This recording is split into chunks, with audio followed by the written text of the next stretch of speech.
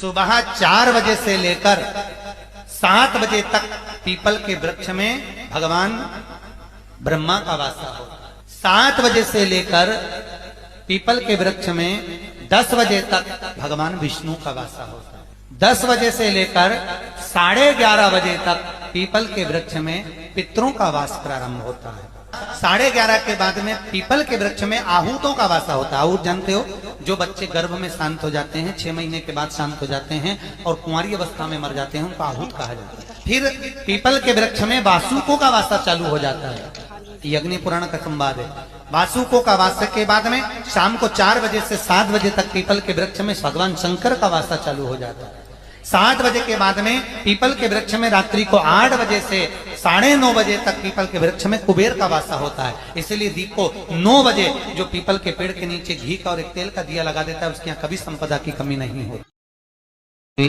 आज शनिवार का दिन है, जिस दिन हिंदू धर्म में ये दिन पीपल के वृक्ष के लिए पूजनीय होगा। जो भी शनिवार के दिन पीपल के वृक्ष की पूजन करेगा, दूध चढ़ाएगा या मिष्ठान का भोग लगाएगा, लक्ष्मी और नारायण उसके घर में प्रवेश कर जाएगा। लक्ष्मी जी बोली, नारायण आपने तो एक दिन का वार लिख दिया।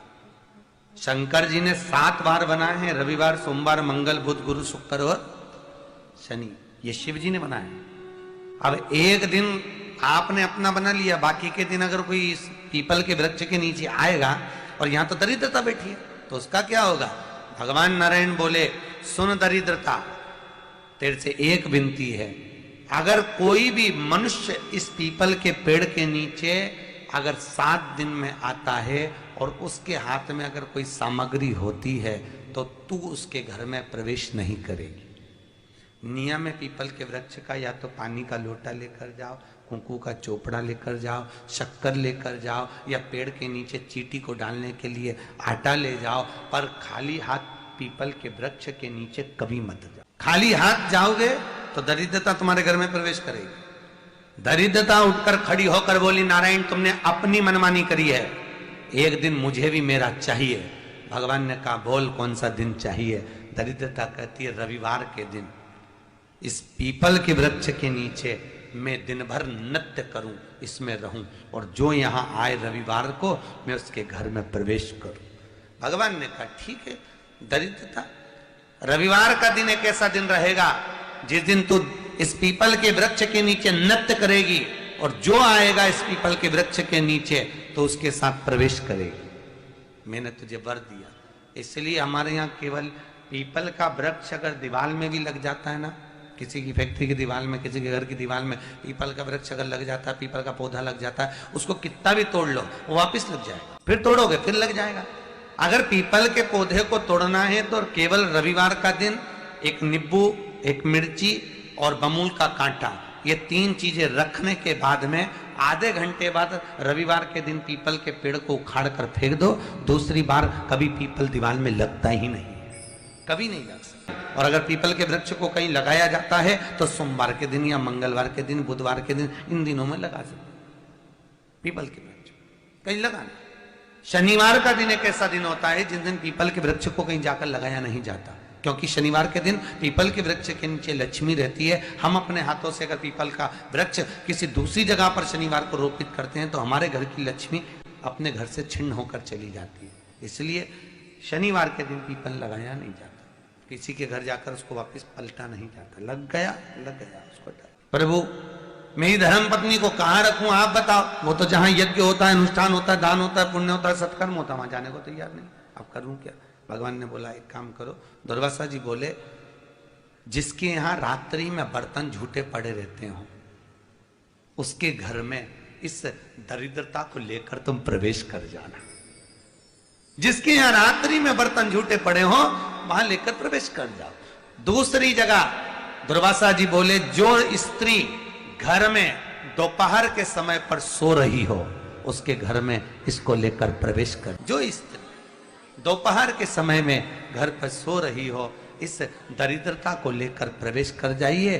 तीसरा, जिसके यहाँ पर दरवाजे पर कांटे वाले पौधे लगे हों उस घर में इस दरिद्रता को लेकर प्रवेश कर जाए। जिसके यहाँ पर भी अगर थोड़ी सी भी परेशानी होती है, थोड़ा सा क्लेश होता है, अशांति होती है, लक्ष्मी नहीं टिक रही हो, काम नहीं बन रहे हो, बहुत प्रयास करा जा रहा हो और हमारा कार्य नहीं होता, तो क्या करते हैं? फिटकरी और नमक को पानी में डाल देते हैं और घर में पोछा लगा देते हैं। आप लोगों ने आजकल फेसबुक पे भी पढ़ा होगा, व्हाट्सएप पे भी पढ़ा होगा। तो क्यों लिखा उसमें? उसका कारण ही केवल ये है कि दाता और विधाता की प्रियता। उसमें माता ख्याति के जो 4 बच्चे हुए, इसमें जो सुबह 4 बजे से लेकर 7 बजे तक पीपल के वृक्ष में भगवान ब्रह्मा का वासा होता है। 7 बजे से लेकर पीपल के वृक्ष में 10 बजे तक भगवान विष्णु का वासा होता है।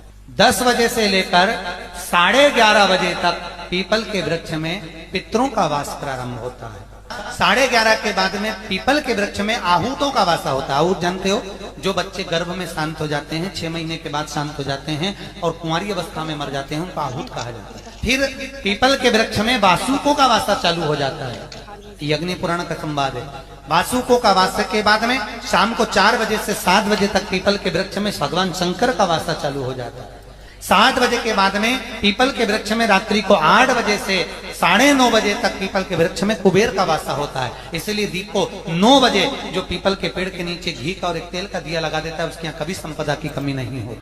कभी शिव मंदिर में जल चढ़ाने का मौका मिले और आप शंकर जी के मंदिर में जल चढ़ाने के लिए जाएं, तो केवल जल चढ़ाकर वापिस मत आना, केवल बेलपत्र चढ़ाकर वापिस ना आना, दिया लगाकर वापिस ना आना। आते आते बाबा भोलेनाथ जी से ये भी पूछ कर आना, बाबा आप मंदिर में बैठे रहते हो, बहुत दिन हो गए आपको बैठे बैठे, चलो आज मैं आपको मेरे साथ लेकर चलती हूँ और मेरे घर तक लेकर चलती हूँ। श्री शिवाय नमस्तुभ्यम।